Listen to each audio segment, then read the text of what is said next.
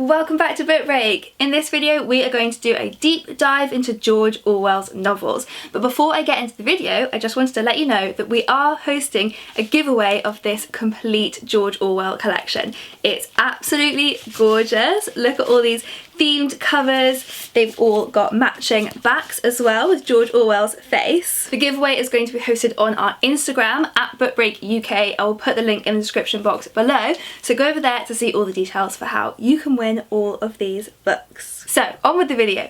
When you think George Orwell, you probably think these two books, 1984 and Animal Farm.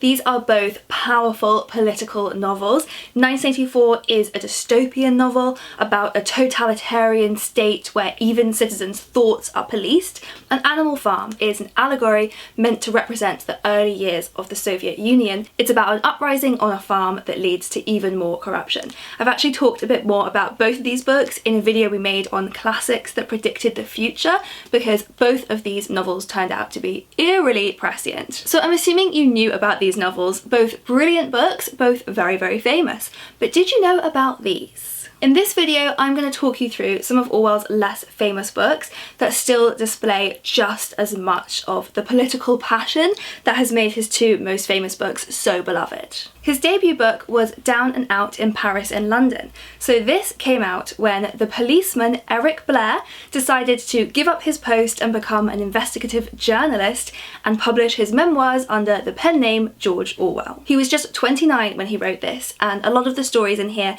reveal him to be so full of compassion for the poorest and most downtrodden people in society. George Orwell himself is actually an old Etonian, and this debut book shows his attempt to cast off his privilege and empathise with people much less fortunate than him. And then Burma Days was his first novel. So this draws on the 5 years that George Orwell, or Eric Blair, spent stationed in Burma with the Indian Imperial Police. And George Orwell really struggled with guilt at his own complicity in this tyrannical regime. And similarly, the protagonist of this novel, John Flory, is painfully aware of the own part that he plays in a corrupt system, but doesn't know how to escape it. And it is a harsh portrayal of colonialism. And Orwell himself said that this is the type of novel he had always seen himself writing, saying, "I wanted to write enormous naturalistic novels with unhappy endings, full of purple passages in which my words were used partly for the sake of their sound,"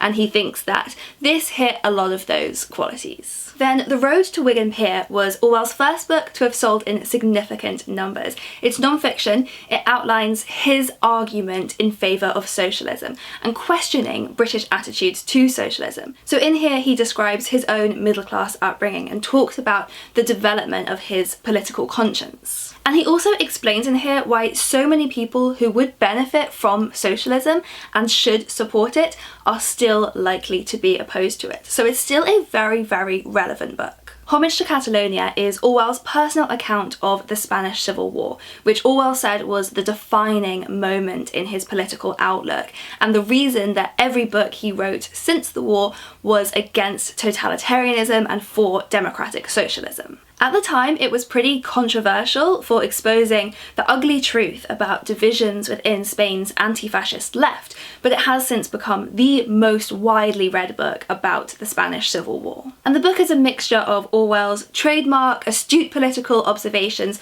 with his own anecdotes, some tragic, some comic, about his experiences. And Orwell was a prolific journalist, so the final book I'm going to show you is Orwell and England, which is a collection of his essays. It includes the essay England, Your England, which is Orwell's insights into English identity, which he wrote during the Blitz when he was afraid of what the fate of England might be. And all of the essays in this collection are full of Orwell's acute observations of the country where he lived. He talks about everything from food and the weather to a total dissection of nationalism. So again, so much of what's in this book continues to be really, really relevant today. So overall, a pretty incredible guy. And remember, if you want your chance to win all of these books, I will put the link in the description box below to our post over on Instagram at BookBreakUK, when you can enter for your chance to win the full set. And I will link here to the video I mentioned earlier on classics that predicted the future. You will spot a couple of George Orwell books in there, and I would love to know your thoughts on George Orwell. Which of these are your favourites? See you next time.